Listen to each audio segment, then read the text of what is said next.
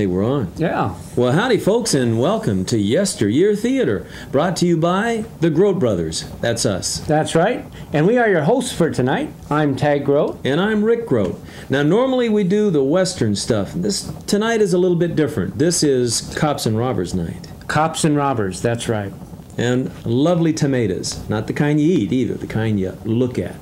And tonight, Appointment at 3 is a black and white movie filmed in the early 60s, I'd say. 60, 61. 61. Somewhere around there. Yeah. And produced, directed, written, and stars a gentleman by the name of Mr. Tom Radican. That's right. He did it all. And I think, from what they tell me, this thing won some sort of an award. Now, I don't know what kind of an award. One more thing, folks. You gotta watch tonight for the special effects. Oh. The special effects are primo. You're gonna enjoy them, believe me. Yeah, you're going to have to watch real hard for them, too. So just sit back, kick your shoes off, grab some popcorn, a little lady, or whoever you want, and enjoy Appointment at 3. And don't forget the beverage of your choice. I'm a firm believer in the beverage of your choice. And, yeah. We'll see you later. Enjoy it.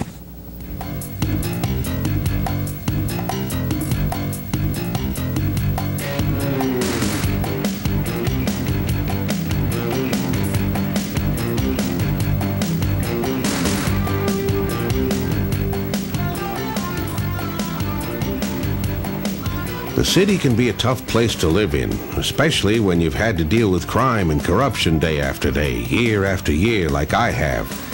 Yeah, it's been a long haul, but I do it. And why? Because it's my job. My name's Jake Adams. I'm a public detective, and this is where I hang my hat. Yeah, that's me all right, before I quit smoking. But never mind that. Where was I? Oh yeah. As I was about to say, every caper I've worked on over the years has had its own unique story. But I'd like to tell you about a particularly interesting one that almost spelled curtains for me. And it would have, too, if it hadn't been for a beautiful dame. It all started late one morning when a professional hitman named Martin Zenner came to town.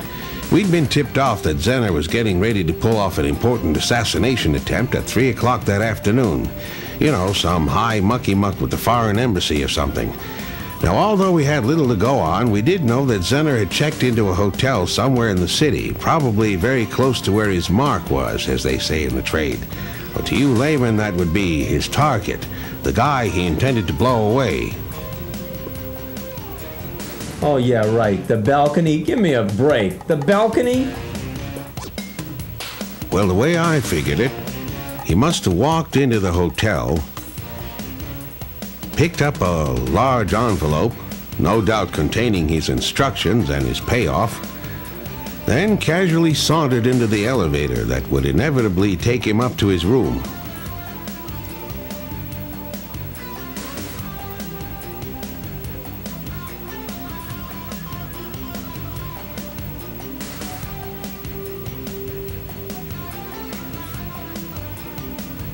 Once he was inside, he probably made himself comfortable. You know, took off his hat and coat, loosened his tie, poured himself a drink. Now, all this is just guesswork, you understand. I wasn't there, remember?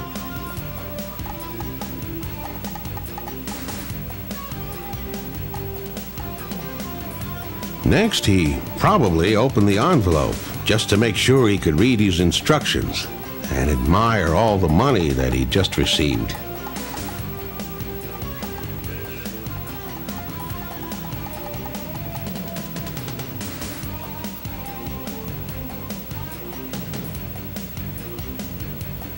Oh, yeah, you're making a few bucks there? Ooh, a big wad there. Yeah.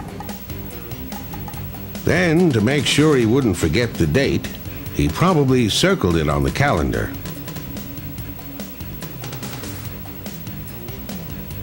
I figure his next logical move would have been to methodically check out his weapon. You know, make sure it worked and all that. And then check the window to make sure he'd have a clear view of the balcony from which his target was to give his speech at precisely 3 p.m. that afternoon. Yeah, Martin Zenner was a real cool customer, all right. A cold-blooded killer. A real professional, right down to his tin-plated heart. But he did have one weak spot. Dames. Now listen to what I think he did next, that oversexed brazen so-and-so. Knowing that he had only a short time before he had to murder another human being, I'm guessing that louse got on the phone and called an old girlfriend of his, someone he'd been very close to last time he passed through town for the purposes of, well, having a good time, if you know what I mean. Yeah, they were close, all right. Very close. You might even say that at one time she considered herself his main squeeze. Lucky for him, she happened to be home when he called. Her name was Loretta. Yeah, that's her. Some looker, huh? Yeah, she had everything a man with Zener's libido could want. And it was all in the right places, neatly packaged, tied up with ribbons and ready for mailing. As soon as she knew it was him calling, I imagine she couldn't wait to get over to his place. What a babe!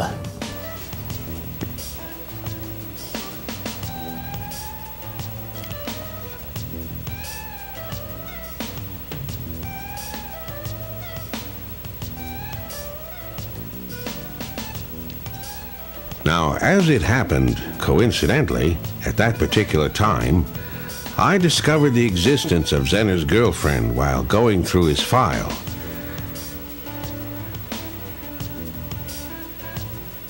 And, playing a hunch, I decided I'd follow her, hoping she'd lead me to him.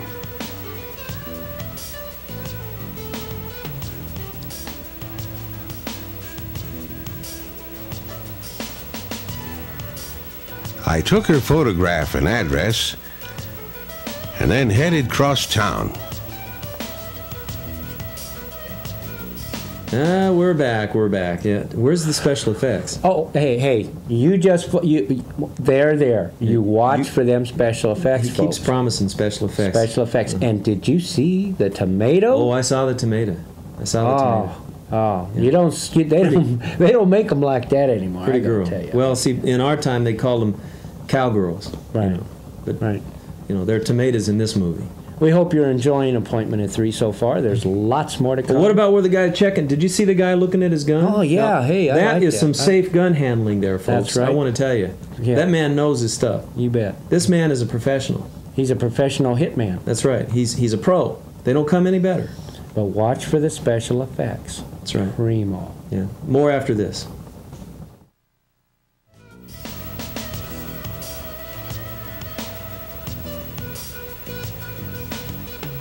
Time was running out, and I had to make it to Loretta's place before it was too late.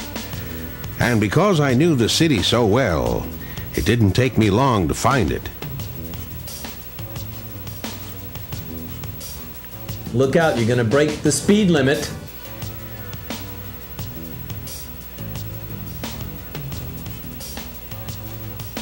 I parked my unmarked undercover car and walked toward her apartment building. Unmarked undercover car.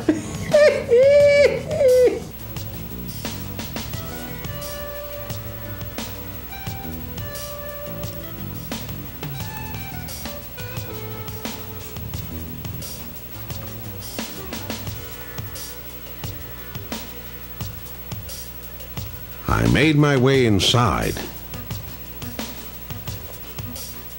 Then I checked the mailboxes for Loretta's apartment number. Then I took the elevator.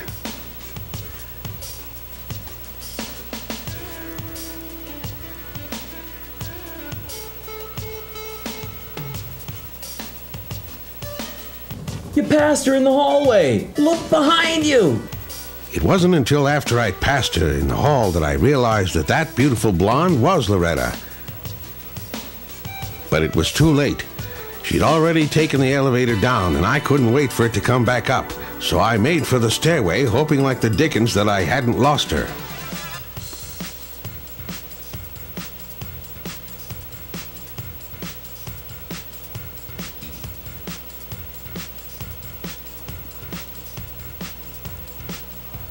By the time I hit the street, she was already in her car, pulling away from the curb.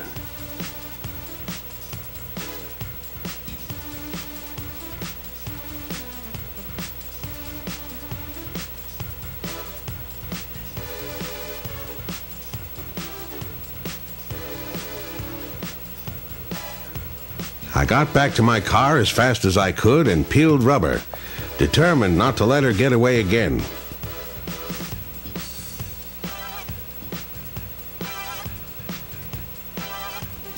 Rum, rum,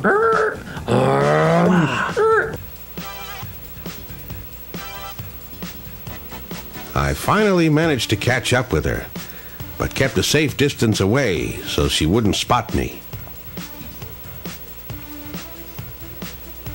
A short while later, she arrived at a hotel that looked like it could be where Zenner was holed up. Once inside, I imagined she must have made for the elevator, probably not even noticing that the desk clerk's tongue was probably hanging on the floor. I waited a reasonable amount of time, then hurried into the hotel lobby. I approached the desk clerk, showed him my ID, then checked the register for Zenner's room number. It was on the 5th floor. It was my turn now to make for the elevator, which I did.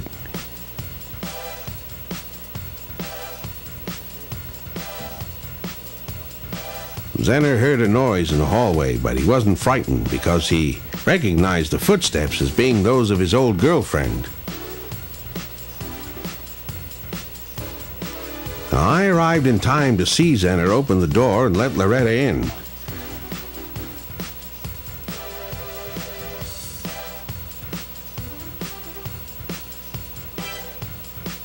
Candy, snacks, popcorn, drink. Now, I could have nabbed him then and there, but I didn't want to take a chance on the girl getting hurt. So I decided to phone headquarters instead and let them know I'd located Zenner.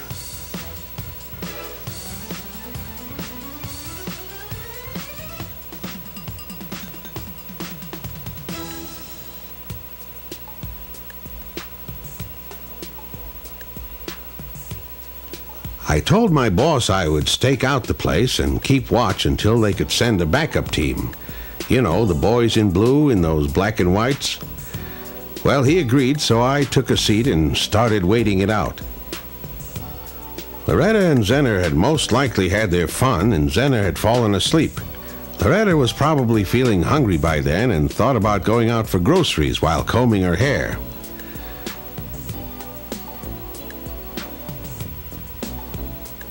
She probably thought she'd just slip out quietly and be back before he woke up.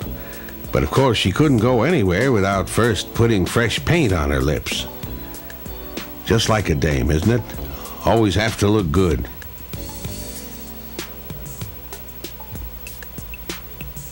Then I'll bet she spotted that large wad of payoff money staring up at her from the dresser. What a temptation that was. Probably put a great big smile on that beautiful kisser of hers. And she probably started to even have a nicotine fit. Boy, don't I know about that. Lit up a cigarette. But being the decent girl I think she probably was deep down inside, she most likely just left him a cute little love note. You know, so he wouldn't worry where she was.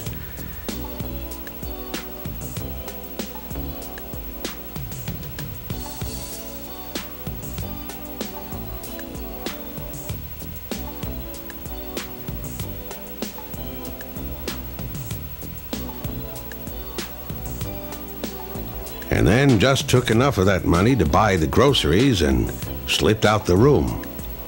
Oh yeah, right. Just enough money for groceries? Uh-huh, sure. When she passed by me in the lobby, heading for the street, I realized she was in the clear, and I knew it was time for me to make my move on Zenner. Backup or no backup. I checked my weapon to make sure I hadn't forgot the bullets. Check your gun! Check your gun! Then boldly entered room 508, taking Zenner completely by surprise.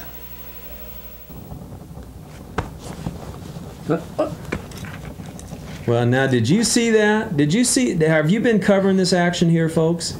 I want to tell you, this is one of our most exciting pieces that we're bringing to you.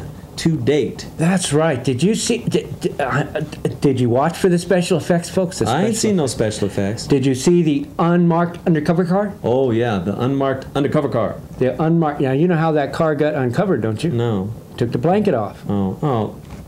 Listen.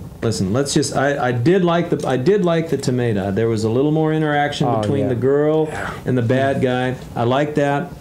I like that. That's good production value, folks. And I like too the detective. Now this detective is no schlack. I mean, this guy really knows his stuff. He knows his stuff. He's a pro. So does Skinner. They don't come none better. Right, Skinner though. Well, Skinner. What about Skinner? He knows his stuff. I don't know. I think a big fight is coming here pretty soon, and I think Skinner's going to get his just rewards. Special effects, folks. Watch for it. Yeah, watch.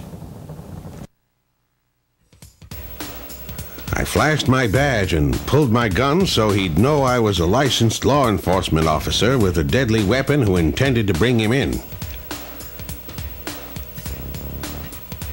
I could see he was scared.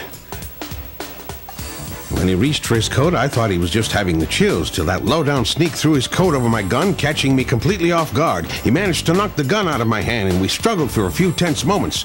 I knocked him down, but he bounced back and came at me with a vengeance.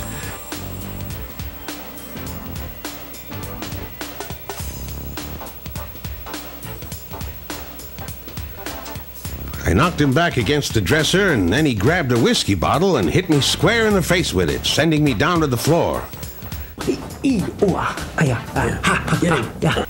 Next thing I know, he was on top of me, hitting me with that busted whiskey bottle again and again and again until everything went blank. Now, because I was unconscious, I'm going to have to rely on my imagination once again to piece together what must have happened next. Since I was safely tucked away in La La Land and Loretta wasn't around, there was nothing to prevent Zenner from finishing the job he came to do. He probably grabbed his rifle and headed for the window, noticing by the clock on the dresser that he had a full 10 minutes to get there. Meanwhile, Loretta must have just been leaving the store when she saw the newspaper headline that made her realize for the first time why Zenner was in town. Putting two and two together, she most likely ran back to Zenner's apartment to stop him.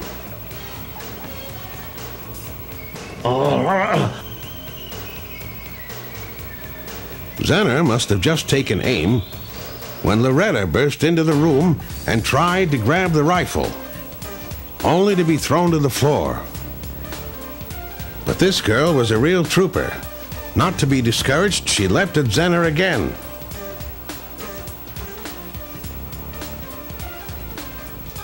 But this time he threw her to the floor and started hitting her like a punching bag, over and over and over again. More snacks, more candy. Still undaunted, Zenner goes back to the window.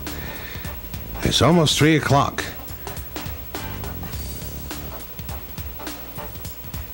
Loretta starts to regain consciousness, and I'm just beginning to come around too, but I'm still out of it. And with only seconds to go, as the foreign dignitary steps out onto the balcony, Zenner takes up the slack on the trigger. He's about to fire when all of a sudden a shot rings out. Zenner's hit, and he starts to crumble. Loretta had found my gun. Good girl.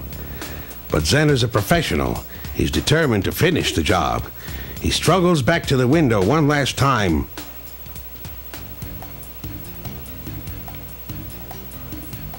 And another shot rings out. This time, Loretta finished the job.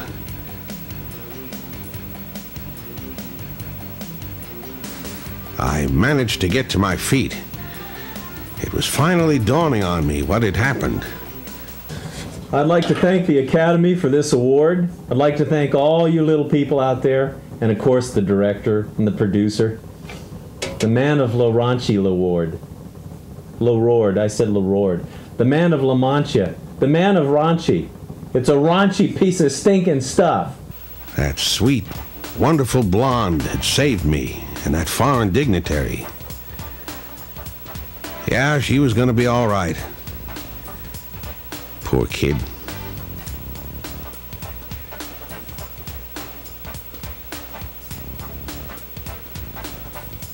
I slowly made my way over to the window to see if that dignitary was okay. Yep, there he was. Little did he realize that he came that close to being a statistic.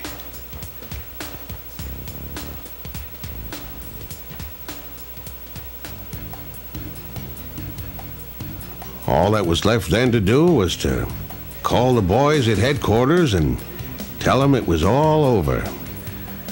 Martin Zenner was dead, and I'd made a new girlfriend.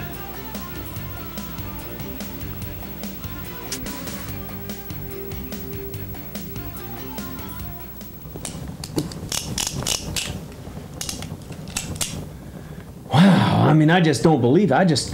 I was so excited I couldn't contain myself. I couldn't either. My fist just came up automatically. My gun just came right out of the holster by itself. I mean, did you see the action in that? Did you see that? Hey, listen, I wanted to help that detective out. I wanted to help him too. I wanted to help the lady too. I felt helpless. There was nothing I could do. Well, she was just laying there, and he was laying there, and where was the special effects? You did not see the special effects. Did you see? Did you see the special effects? I'll tell you what was special effects. The special effects was the bottle coming down, the money being where she had the money like that. Those are special effects, folks. And that bottle broke over his head and all that. All over that was it. That was it. That was a money shot, folks. That's it. That's the special effects. That was a money shot right there. So, well, listen. I have had a lot of fun tonight. I hope you have enjoyed this piece as much as we have enjoyed bringing it to you. And I want you to watch for future short films from the Grote Brothers in Yesteryear Theater. Am I right? You're right. Tell them all about it. Tell them all about it. He told you all about it, That's and I'll right. tell you all about it. Now, watch for more future episodes, and we hope you've enjoyed this episode of Appointment at 3. The future episodes now, more special effects coming your way. Primo. Watch them now. Primo special effects. We'll watch That's right. for it. So the Grote Brothers are saying, y'all take care now, and we'll see you next time. Keep your powder dry. Thank you. See ya.